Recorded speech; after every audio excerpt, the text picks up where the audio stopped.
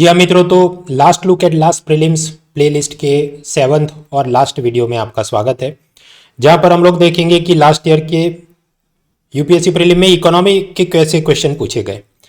ये हम क्यों कर रहे हैं? क्योंकि लोग प्री वेडिंग फोटोग्राफी में इतने बिजी हो जाते हैं कि उनको असल शादी में पंडित महाराज क्या फेरे लगवा रहे थे उस पर ध्यान नहीं रहता। मतलब कि too busy in the private mock test की जहां पर वो असली यूपीएससी पेपर ही नहीं देखते। तो हम लोग ये देख रहे हैं यहाँ पर। अब ये जो लास्ट वीडियो है इसमें हम लोग इकोनॉमी के क्वेश्चन देख रहे हैं ताकि रियलिटी चेक हो जाए आपने जो तैयारी की वो लाइन टू लाइन है कि नहीं यूपीएससी 10 के हिसाब से, और फालतू का जो स्ट्रेस बढ़ जाता है प्राइवेट मॉक टेस्ट देख के वो कम हो जाए।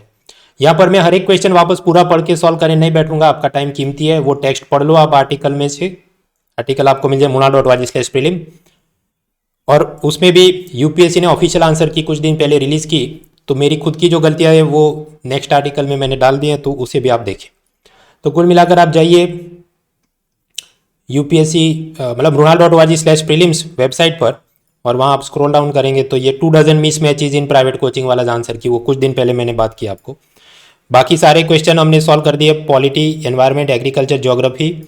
अभी लास्ट चीज़ जो बचती है इकोनॉमी, वो हम देख रहे हैं। तो इकोनॉमी का ये आर्टिकल है, आप स्क्रॉल डाउन करेंगे तो ग्राफ का एनालिसिस होगा, फिर लास्ट ईयर के कंपेरिजन होंगे, फिर स्ट्रेटेजी दी होगी और फिर एक एक प्रश्न सॉल्व किया होगा। So directly first of all let us solve the question and then we look at the trend. Alright, तो ये प्रश्न है बैंकिंग फाइनेंस वगैरह में से कि governor of RBI is appointed by central government. हाँ, ये तो करेक्ट लगता है। Certain provisions in the constitution of India give central government the right to issue direction to RBI in public interest. कुछ संवैधानिक प्रावधानों के अंतर्गत केंद्र सरकार जनहित में रिजर्व बैंक को दिशा निर्देश दे सकती है। तीसरा, RBI governor draws power from RBI act. और फिर आपने करेक्ट स्टेटमेंट ढूंढे, ओनली 1 and 2, 1, 3 वगैरह। अब वैसे तो ये क्वेश्चन इजी है कि first statement okay correct, government appoint करती है। थर्ड स्टेटमेंट ऑल्सो करेक्ट कि आरबीआई गवर्नर को आरबीआई एक्ट से पावर मिलता है। ये जो सेकंड स्टेटमेंट है कि कॉन्स्टिट्यूशन पावर देता है, असल में आरबीआई एक्ट के अंदर कुछ सेक्शन 7 है उसमें पावर दिए गए हैं। उस हिसाब से आरबीआई ने फॉर्मर गवर्नर उर्जित पटेल को कुछ कहा था, वो नाराज हो गए, रिजाइन कर दिया, वो सब मामले चले थे। एनीवेज, तो if you are aware of the things तो ये तो आसान है कि only first and third statement is correct. Second wrong है क्योंकि कॉन्स्टिट्यूशन में ऐसा नहीं लिखा कि गवर्नमेंट आरबीआई को डायरेक्शन देगी, there is a separate act for it. हालांकि जब आप रियल एग्जाम में बैठते हैं तो स्ट्रेस में और कुछ जगह पर वो बीरबल की खिचड़ी पकाने में आपको ये भी लगे कि हाँ अल्टीमेटली तो कॉन्स्टिट्यूशन में ही सारा पावर है ना सेंट्रल गवर्नमेंट को कि executive power and this issue directive, और ये आरबीआई उसके अंडर में, तो गलती हो सकती है। सेकंडली, कुछ बार ये हो सकता है कि आप दिमाग में सही समझें इसको कि 1 and 3 is correct and second is wrong, लेकिन जब आप टिक करते हैं तो आप कर देते हैं 1, 2 and 3 कि हाँ बराबर है सब।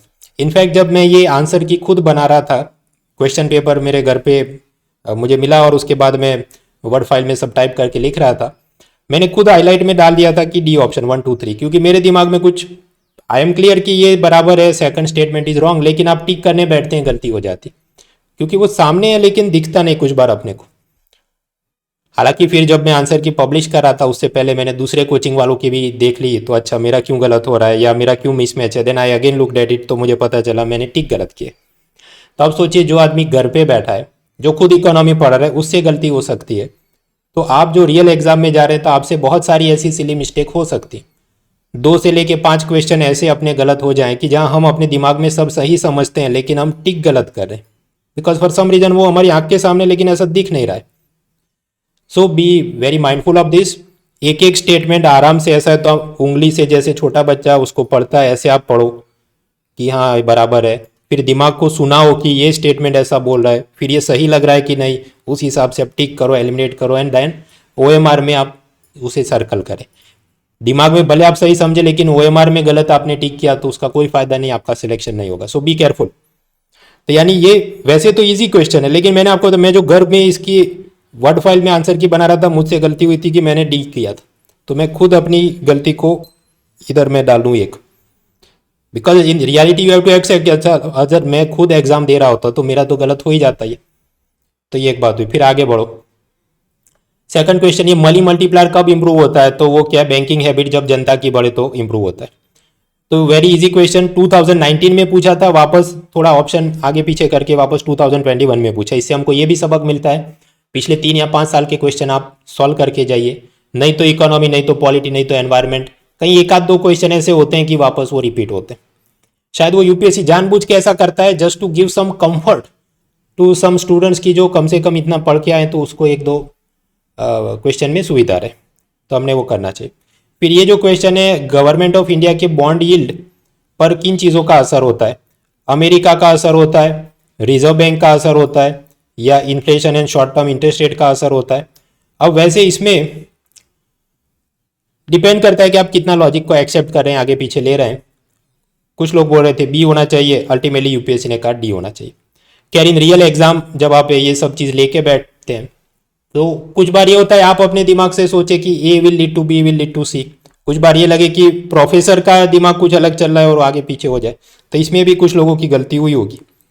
तो वैसे तो ठीक है मीडियम क्वालिटी, लेकिन गलती हो सकती है, तो अगेन आई एम टिकिंग। तो दो क्वेश्चन या तो अपना गलत हो गया या अपना तुक्का सही नहीं बैठा, या कि हमको स्किप करना पड़े। फिर ये प्रश्न 85 नंबर का कि सेंट्रल बैंक को lender of the last resort कहा जाता है, इस शब्द का मतलब क्या है? मित्रों अब ये प्योर बैंकिंग थियरी है, उसकी किताबों में जो दिया कि लैंडर ऑफ लास्ट रिसोर्ट का मतलब ये है कि जब बैंकर को, बाकी बैंकर जैसे एसबीआई एक्सिस वगैरह को तकलीफ आ जाए तो ये लोग मदद करते हैं, आरबीआई। इसलिए इसका करेक्ट जवाब होगा बी ओनली 2 इज करेक्ट। बाकी जो स्टेटमेंट है कि वो गवर्नमेंट को लोन में पैसा देगा या इंडस्ट्री को लोन में पैसा देगा, वो सब बातें गलत। कुछ कहेंगे नहीं गवर्नमेंट को भी तो पैसा दे सकता है ना लोन में, गवर्नमेंट सिक्योरिटी वगैरह, दैट इज करेक्ट। लेकिन ये जो प्रॉपर फ्रेज है lender of the last resort, it is for this word only कि बैंकों को आरबीआई जो मदद करता है। और यूपीएससी ने भी ऑफिशियल आंसर की में यही स्टैंड रखा अपना। मतलब ये आप वकील नहीं बनो, थियरी को थियरी के रूप में एक्सेप्ट करो तो आपका सही हो सकता है, अदरवाइज कुछ लोग इसमें गलती करके आएंगे तो वो 1 और 2 टिक कर देंगे वगैरह। So accept the theory as it is. फिर ये प्रश्न अर्बन कोऑपरेटिव बैंक्स के बारे में, वो इसलिए चर्चा में था क्योंकि वो पंजाब महाराष्ट्र कोऑपरेटिव बैंक में स्कैम हुआ, उसके बाद गवर्नमेंट कुछ ऑर्डिनेंस ला के उस चीज़ों को ठीक कर रही थी।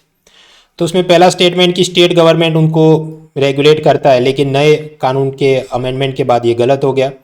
फिर ये शेयर इशू कर सकते हैं कि नहीं, फिर ये 1949 के एक्ट में नहीं थे लेकिन 1966 के एक्ट में इनको ऐड किया गया। अब वो कितना पढ़ के गए हैं उस हिसाब से आपकी थोड़ी फैक्चुअल मेमोरी तो वो चेक कर रहा है थर्ड स्टेटमेंट। यार अब मैं पढ़ाता हूँ तो मुझे तो ये मीडियम लगे, लेकिन असल एग्जाम में आपको टफ लगे और आप इसको कुछ टिक करें, ये भी हो सकता है कि गलत भी हो जाए।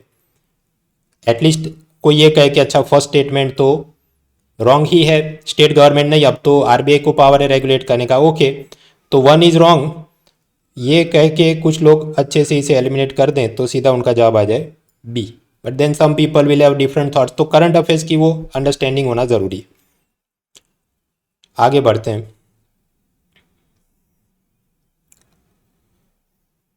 Find correct statement. Retail investor treasury bill में इन्वेस्ट कर सकता है। वो याद करो वो आरबीआई ने नया एक अकाउंट सिस्टम खोली थी जहाँ रिटेल इन्वेस्टर भी एक गवर्नमेंट सिक्योरिटी वगैरह में इन्वेस्ट करे। तो जनरल सेंस में हम सोचने बैठे तो हाँ ये करेक्ट है। एक तो वो इन्वेस्ट कर सकता है through opening new account in RBI, या फिर कि वो कोई डीमेट अकाउंट भी खोल दे तो इनडायरेक्टली भी इन्वेस्ट कर सकता है कि कोई म्यूचुअल फंड वाले को बोले वो जाके गवर्नमेंट सिक्योरिटी में इन्वेस्ट करता वगैरह। So first is correct. फिर ये सेकंड स्टेटमेंट कहता है negotiated dealing system order matching, वो एक ट्रेडिंग प्लेटफॉर्म है जो आरबीआई चलाता है। हमने ये तो कभी सुना ही नहीं, तो हम कुछ इसमें हाँ ना बोलना मुश्किल है। थर्ड स्टेटमेंट कहता है central depository services limited CDSL, it is jointly promoted by reserve bank of India and Bombay stock exchange. मतलब ये CDSL संस्था का मालिक दो है, रिजर्व बैंक और बॉम्बे स्टॉक एक्सचेंज। अब आप सोचने बैठिए ये जो थर्ड स्टेटमेंट है, क्या आपने कभी ऐसा सुना कि आरबीआई का ये ऑर्गेनाइजेशन है, आरबीआई के फेमस ऑर्गेनाइजेशन में क्या आएगा, जैसे DICGC deposit insurance and credit guarantee corporation, जो आपका बैंक डिपॉजिट अकाउंट अगर बैंक बंद हो जाए तो 5 लाख तक का जो इंश्योरेंस मिलता है। उसके अलावा ये नाबार्ड, सिडबी, एक्जिम वगैरह में एक आध ज़माने में शायद उसकी थोड़ी बहुत कुछ शेयर होल्डिंग रही हो, लेकिन CDSL का तो हमने ऐसा कभी नाम सुना नहीं। यानी थर्ड स्टेटमेंट इज रॉन्ग कि CDSL आरबीआई का सब्सिडियरी कंपनी है। तो अगर 3 इज रॉन्ग तो उस हिसाब से C and D is eliminated. So now we are 50-50 कि यहाँ पर A या B हो सकता है। नाउ एवरीथिंग बॉइल्स डाउन कि सेकंड स्टेटमेंट ये NDS-OM है कि नहीं, वो डिपेंड करता है आप कितना पढ़ के गए। कुछ बार ये अखबारों के अंदर छोटी छोटी जगह पर कुछ मेंशन हो जाए, but other than that tough call. तुक्का आपका 50-50 में सही भी हो सकता था, रॉन्ग भी हो सकता था, तो मैं इसको भी डाल दूं कि थर्ड क्वेश्चन जिसमें थोड़ी कठिनाई आ सकती थी। आगे बढ़ते हैं। फिर ये प्रश्न, ब्लैक मनी को क्यों सरकार के लिए चिंता का विषय है, तो ये तो बहुत आसान है कि loss of revenue through tax evasion. तो सीधी कुछ लोग इसमें भी गलती करके आए क्योंकि उनको अच्छा ब्लैक मनी है इसलिए लोग गोल्ड में इन्वेस्ट करते हैं और वो अनप्रोडक्टिव है वगैरह। लेकिन what is the most core of the core argument, black money क्यों खराब है? क्योंकि loss of revenue to government, सरकार को आमदनी में कमी होती है इसलिए। तो अल्टीमेट फाइनल आर्ग्यूमेंट क्या है उसको आप एक्सेप्ट करें तो ये इजी है। उसके बाद का प्रश्न ये सब कि ये जो इंस्ट्रूमेंट है उसमें से एफडीआई किसको कहेंगे? विच of the following can be included in foreign direct investment? Foreign currency convertible bonds, foreign institutional investment, GDR, non resident external deposits. मुश्किल है क्योंकि रूटीन बुक्स वगैरह में इतना दिया नहीं, और इसमें भी कुछ ऐसी चीज़ें कि आपको खुद डाउट हो जाए कि ये वाला नहीं होगा, लेकिन फिर आरबीआई का नोटिफिकेशन पढ़ो तो जवाब मिले कि all of them are correct. खैर, तो ये जो प्रश्न है असल एग्जाम में काफ़ी टफ है। एग्जाम खत्म होने के बाद मैं भी आंसर की बना रहा था, मुझे 2-3 बार चेक करना पड़ा। तो ये चौथा प्रश्न है कि जो हमें it is giving such headache. आगे बढ़ते हैं। Effect of the devaluation of currency is that it will necessarily do what? मुद्रा का अवमूल्यन होने के बाद कौन सी चीज होगी? डोमेस्टिक एक्सपोर्ट का कॉम्पिटिटिवनेस बढ़ेगा, foreign value of the domestic currency बढ़ेगी, ट्रेड बैलेंस बढ़ेगा, नेसेसरीली क्या होगा? देखिए, अपनी लोकल करेंसी का वैल्यू अगर कम हो रहा है तो उसका मतलब कि तो फिर वो उसका फॉरेन वैल्यू तो बढ़ सकता नहीं, तो सेकंड इज रॉन्ग। तो उस हिसाब से बी और डी तो चला गया। सो नाउ वी आर 50-50 कि जवाब हो सकता है ए नहीं तो सी। तो दोनों में से कौन ज़्यादा ठीक लगता है? ट्रेड बैलेंस ऑटोमेटिकली इंप्रूव होगा, नॉट नेसेसरीली। अगर हमारा इंपोर्ट बहुत ज़्यादा रहे, अपने एक्सपोर्ट की कॉम्पिटिटिवनेस बढ़ सकती है up to some level, it can help. तो आर्ग्यूमेंट जो ए है only one, it is giving more confidence. फिर ये प्रश्न कि इंडियन इकोनॉमी में डिमांड पुल इन्फ्लेशन कब हो सकता है, और फिर अलग अलग चीज़ें दी थी। ये तो खैर आसान था, सिवाय कि आप बीरबल खिचड़ी पकाने बैठो, एलिमिनेशन मेथड से आप उसको सॉल्व कर सकते थे। फिर ये प्रश्न, this was giving trouble, casual workers employed in India, उसके बारे में करेक्ट वाक्य ढूंढिए। तो पहला स्टेटमेंट कि all casual workers are entitled for EPFO coverage. अब वैसे अगर हम ईपीएफओ का नोटिफिकेशन पढ़े तो उसमें ये लिखा है कि कानून में कोई भेद नहीं रहेगा, कैजुअल है या परमानेंट वर्कर है, दोनों को ईपीएफओ का फायदा मिलेगा। इसी इंटरप्रिटेशन को देखते हुए सब ज्यादातर कोचिंग वालों ने कहा आंसर शुड बी डी 1, 2, 3, क्योंकि बाकी सेकंड और थर्ड करेक्ट था। लेकिन फिर जो फाइनल आंसर की आई, ये जो मैंने इधर रखी है munal.org/prelim और 2 डजन मिसमैचेज इन आंसर की, तो उसमें अगर आप देखें तो ये वाली चीज़ गलत हो रही है, मतलब कोचिंग वालों की, इंक्लूडिंग माइन, मेरा भी इसमें गलत हो गया। क्योंकि सब बोल रहे थे कि या तो डी या सी होना चाहिए, लेकिन यूपीएससी ने कहा नहीं, फर्स्ट स्टेटमेंट जो कहता है कैजुअल वर्कर को ईपीएफओ मिले वो तो गलत है उनके हिसाब से। शायद वो ऐसा कि नहीं, वो पान की गले पे या चाय की दुकान पे है तो उसको ईपीएफओ नहीं मिलेगा, इसलिए all casual workers not entitle, ऐसी सीमित अगर हम सोच रखें तो उस हिसाब से B is the correct answer as per UPSC. तो यानी कोचिंग वालों का या और बहुत सारे स्टूडेंट का भी इसमें गलती होगा, तो इसे भी मैं ऐड कर दूं। पांचवा ऐसा क्वेश्चन जहां पर हमें कठिनाई आई। आगे बढ़ते हैं। इकोनॉमिक रिसेशन, आर्थिक मंदी के दौरान सरकार ने क्या कदम उठाना चाहिए? वो कोरोना के दौरान जो बात चल रही थी काउंटर साइक्लिक फिजल पॉलिसी, यानी मंदी चले तो सरकार ढेर सारा पैसा खर्च करे इंफ्रास्ट्रक्चर, हाईवे, हॉस्पिटल वगैरह में। तो increase in the expenditure in public project, ये तो काफ़ी ईजी था, तो ये तो सॉल्व हो जाए। फिर आगे बढ़ते हैं। इनमें से कौन सी चीज़, which of the following likely to cause most inflationary effect, इसमें से सबसे ज़्यादा महंगाई कौन पैदा करेगा? तो ये भी आसान है, आप अगर नए नोट छापेंगे लेकिन बाजार में उतने गुड्स एंड सर्विसेज अवेलेबल नहीं होंगे तो बहुत ज़्यादा महंगाई हो सकती है, जैसा वो जर्मनी में हुआ था ट्रीटी ऑफ वर्साई के बाद। तो ये भी काफ़ी ईजी है, आंसर विल बी डी। फिर आगे बढ़ते हैं। ये माइक्रो इकोनॉमिक्स पूछा गया, जो शायद 2018 में पूछा था, फिर 3 साल बाद वापस कुछ आता है माइक्रो इकोनॉमिक्स से, कि बाकी सब कारकों में बदलाव नहीं हो तो किसी चीज़ की मांग कब बढ़ेगी? Market demand of a good will increase when. तो इसमें सारे ऑप्शन है, आराम से आप पढ़ना पॉज करके video. Good is an inferior good and the income of the consumer increases. हीन कोटि की वस्तुओं और ग्राहक की आमदनी बढ़ जाए। आप सोचो, अगर आप पहले मकई कौन खा रहे होंगे, लेकिन आपके पास ज़्यादा पैसा आ गया तो आप वो नहीं खाओगे, अब आप वीट खाना है आपको, गेहूँ। तो असल में आपकी इनकम बढ़ेगी तो जो इन्फीरियर गुड था, चाहे वो मकई हो चाहे वो कैरोसिन हो, उसकी डिमांड कम हो जाएगी। जबकि थर्ड स्टेटमेंट कहता है कि डिमांड बढ़ेगी, तो थर्ड स्टेटमेंट इज रॉन्ग। तो अगर 3 रॉन्ग है तो उस हिसाब से उड़ा दो, बी सी डी चला गया, तो answer will be A 1 and 4 only. तो ये तो ईजी था। तो ये सब इकोनॉमी के क्वेश्चन। तो आर्टिकल के हिसाब से आप देखिए, इसको मैं जूम आउट करूँ।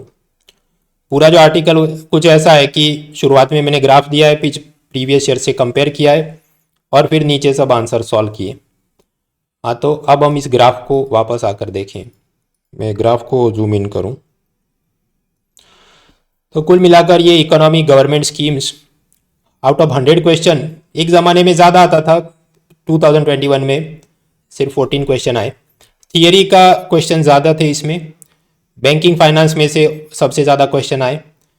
ज़्यादातर क्वेश्चन हम इजी कह सकते हैं, क्योंकि देखिए 14 के अंदर से अभी हम करने बैठे तो कितना, यहाँ मैंने लिखा है टफ 1 था, मीडियम 3 थे, मतलब 4 मीडियम टू टफ थे। हालांकि अभी हम वापस इसको देख रहे हैं, मेरा क्या नंबर आ रहा है 5, क्योंकि मैंने आपको बताया ईपीएफओ और वो कुछ जवाब हमारे गलत हो गए।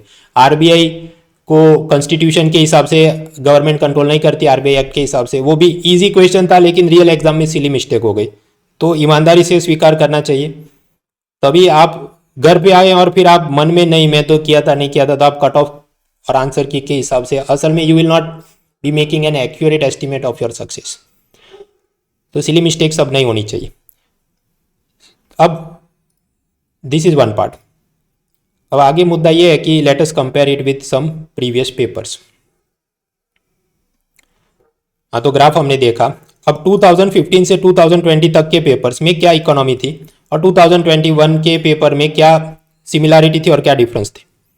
तो पहले करीब 20 क्वेश्चन के आसपास इकोनॉमी गवर्नमेंट स्कीम आती थी, इस बार कम था 14 क्वेश्चन, क्योंकि वो एनवायरमेंट, एग्रीकल्चर और स्पोर्ट का कोटा उन्होंने थोड़ा बढ़ा दिया। पहले थियरी के प्रश्न कम रहते थे, करंट का ज़्यादा रहता था। 2021 में रिवर्स हुआ, थियरी ज़्यादा पूछा, करंट कम पूछा। बैंकिंग फाइनेंस में से सबसे ज़्यादा प्रश्न विद इन इकोनॉमी आते हैं, तो वो तो ट्रेंड सेम टू सेम है। 2018 में माइक्रो इकोनॉमिक्स पूछा था, फिर नहीं पूछा, हालांकि 2021 में पूछा, मतलब 3 साल के अंतराल के बाद। सामान्य रूप से जो टॉपिक बहुत ज़्यादा हॉट होते हैं और बहुत ज़्यादा चर्चा में, वो पर्टिकुलर ईयर में उसके बारे में उस साल में वो नहीं पूछते। तो वैसा ही कुछ दिखता है, Atmanirbhar, TULIP, Yukti, champion, MSME, definition change, APMC ordinance, वो किसान के 3 कानून, गति शक्ति, उभरते सितारे, 500 टाइप ऑफ और चीज़ें जो आरबीआई ने अलग अलग विंडो खोले थे, लॉन्ग टर्म रिपो ऑपरेशन से लेके बहुत कुछ, लेकिन उसमें से कुछ पूछा नहीं गया। मतलब करंट अफेयर्स की जो इतनी छाती पीटते रहते हैं आप, तो उतना तो कुछ आया नहीं। बिजनेस जनरल नॉलेज यूपीएससी में इकोनॉमी का पूछते नहीं है सामान्य रूप से, और वही ट्रेंड जारी है। डिफिकल्टी लेवल बाकी सब जितने सब्जेक्ट हमने देखे उसके हिसाब से तो थोड़ा आसानी था कि हम टिक कर पाए। फिर 2017 के बाद डिजिटल इकोनॉमी पर उनका प्यार बहुत बढ़ गया था कि UPI, Bhim, digital payment, blockchain technology, ये सब पूछा, लेकिन इस बार कुछ पूछा नहीं। हालांकि करंट अफेयर्स में डिजिटल पेमेंट तो काफ़ी चर्चा में था, जैसे non fungible token, central bank digital currency China वाली, ई रूपी टोकन वगैरह, लेकिन कुछ आया नहीं। हो सकता है वो इस साल पूछा जाए 2022 में, क्योंकि जिस साल वो हॉट होता है उसके 1 साल बाद या 2 साल बाद पूछने का रिवाज होता है। क्या देखेंगे। फिर ये मनी मल्टीप्लायर, मनी सप्लाई, ये क्वेश्चन एक जो पर्टिकुलर थियरी है उनको बहुत प्यार आ गया, तो 2019 में भी पूछा, 20 में भी पूछा, 21 में भी पूछा। बीच में वर्ल्ड ट्रेड ऑर्गेनाइजेशन और इंटरनेशनल अग्रीमेंट के बारे में पूछते थे, लेकिन इस बार आईआर का कुछ खास आया नहीं। हालांकि थियरी थोड़ी पूछी कि डिवैल्यूएशन ऑफ करेंसी होगा तो एक्सपोर्ट पर क्या असर। फिर ये ग्लोबल फाइनेंशियल क्राइसिस वगैरह का पहले पूछते थे, इस बार क्या पूछा, ये रिसेशन हो तो सरकार ने क्या करना चाहिए, काउंटर साइक्लिक फिजल पॉलिसी। 2018 के बाद बीच में एक ऐसा ट्रेंड था कि जहां पर हमें यह पूछा जाए कि इंपोर्ट एक्सपोर्ट का असेंडिंग डिसेंडिंग ऑर्डर, भारत का ये कंट्री के साथ ट्रेड डेफिसिट है कि नहीं, स्टील हमने ज़्यादा इंपोर्ट किया कि नहीं, ऐसा आ रहा था कि श्रीलंका, बांग्लादेश में किसके साथ ट्रेड डेफिसिट है। लेकिन वो सारा ड्रामा 2021 में नहीं दिखा, तो सुकून की बात है। बीच में कुछ ऑब्सक्योर ऑर्गेनाइजेशन पूछने का रिवाज आ गया था कि वो फूड सेफ्टी का एक ऑर्गेनाइजेशन है, उसकी labelling guideline, quality council of India, फिर वापस ये फूड सेफ्टी वाला पूछा। फिर पीएनजीआरबी भारत का ओल्डेस्ट रेगुलेटर है कि नहीं, लेकिन ऐसा सब अतरंगी पूछा नहीं, वो भी सुकून की बात है। Human development report, global indices वगैरह पूछने का एक रिवाज था, लेकिन वो भी कुछ नया पूछा नहीं उन्होंने। गैस मास्टरगिरी कुछ खास उपयोगी दिखे नहीं। तो ओवरऑल बाकी सब सब्जेक्ट के मुकाबले थोड़ा आसान था। तो पॉलिटी और इकोनॉमी वो ऐसे दो सब्जेक्ट हमें दिखे कि आउट ऑफ ऑल सब्जेक्ट उनकी मदद से थोड़ा बहुत हमारे आंसर ठीक हो सके, बाकी सब में डिफिकल्टी ज़्यादा थी। उसके बाद और तो सब स्ट्रेटेजी क्या हो सकती है, लंबी चौड़ी बातें लिखी हैं कि आपने अब तो तैयारी कर ही ली होगी, अब नया तो क्या स्ट्रेटेजी लगाओगे। So this is one. अब आगे क्या, तो मित्रों यहाँ पर ये जो अपनी ये जो मेरा चैनल है उसमें आप जाएं प्लेलिस्ट में, ये हुए वीडियो और ये प्लेलिस्ट, तो मैंने प्लेलिस्ट बना दी है last look at last prelims, और उसके अंदर ये जो 6-7 वीडियो हो गए उसमें आपका जो भी मिस हो गया हो वो आप देख लेना। और आगे अब क्या है, साइंस में पब्लिक, देखिए इस साल मैं आंसर की एनालिसिस के लिए बेंगलुरु जा रहा हूँ, तो वहाँ पर मैं और अन अकेडमी के बाकी सब बड़े टीचर्स मिलकर आंसर की एनालिसिस करेंगे 5 जून को। तो वो वीडियो की मैंने लिंक डाली है, वो आप उसे देखते रहना, उस दिन आपको वो सब मिले। और उसी में एक और भी लिंक मैंने डाली है कि आंसर की डाउनलोड करने के लिए ये अन अकेडमी का जो पेज है वहाँ पर आप वो क्वेश्चन पेपर आंसर की सब डाउनलोड कर पाएंगे, और वहाँ पर ही आपको ये वीडियो के लिंक भी मिल जाएंगे, so that also you can utilise. तो ये कार्यक्रम है और ये सीरीज़ का भी आखिरी वीडियो है। तो I wish you all the best. ध्यान क्या रखना है, अब ज्ञान तो बहुत सब देख सकते हैं, लेकिन हमने देखा कि तुक्के मारने जाते तो गलत हो जाता है। कुछ बार आसान सी चीज़ हो लेकिन टिक करने में हमारा गलत हो जाए, जैसे ये आरबीआई वाला क्वेश्चन। सो अवॉइड एनी सिली मिस्टेक्स, आराम से क्वेश्चन पढ़ो। आप जल्दी टिक करोगे तो ज़्यादा मार्क मिल जाए ऐसा है नहीं, तो पूरा टाइम लीजिए एक क्वेश्चन को पढ़ने में, उसको सॉल्व करने में। बेफिजुल की वो गैस मास्टरगिरी वगैरह मत करो, क्योंकि वो एक्यूरेसी इस बार ज़्यादा इंपॉर्टेंट दिखी। Just a minute. ये आप वापस जाए मेरी चैनल पे, और उसमें ये होता है कम्युनिटी, जिसमें मैं ये सब अलग अलग जॉब्स और नोटिफिकेशन और ये डालते रहता हूँ, कट ऑफ में क्या आया वगैरह। तो कट ऑफ में जो मैंने वहाँ चर्चा की थी कि कट ऑफ क्यों बहुत कम रहा। अब कुछ लोग कहे वो तो वैकेंसी कम, पर वैकेंसी कम थी तो मान लीजिए किसी के 150 मार्क है, फिर किसी का 149 मार्क है, फिर किसी का 148 मार्क है, तो उस हिसाब से कट ऑफ तो ऊपर जाना चाहिए ना। वैकेंसी कम है तो 3 लोगों को ही लेना हो तो 148 पे बंद कर दो, पर ऐसा नहीं है। कट ऑफ किधर आ रहा है 87। इसका मतलब क्या, एक तो पेपर टफ था, दैट इज करेक्ट, और दूसरा उसमें भी लोग ये गैस मास्टरगिरी और 50-50 एलिमिनेशन ट्रिक के नाम पे और ज़्यादा बेफिजुल में बहुत ज़्यादा क्वेश्चन आप टिक कर दो, एक्यूरेसी रहे नहीं और स्कोर और नीचे गिर जाए। तो एक्यूरेसी का भी ख्याल रखिए, फालतू में लक को डू नॉट पुश इट। जो हम देखते हैं कि कोचिंग वाले घर पे बैठ के जो आंसर की बना रहे थे, उनके खुद के 2 डजन क्वेश्चंस उसमें उनका यूपीएससी के साथ मैच नहीं हो रहा है, तो आप वहाँ एग्जाम हॉल में जो तुक्के मार रहे हैं वो कितने हद तक आपके सही रहेंगे, आप सोचिए, है ना। खैर एनीवेज, अब ज्ञान तो और भी बहुत बांट सकते हैं, बट टाइम आपके पास कम है। I wish you all the best and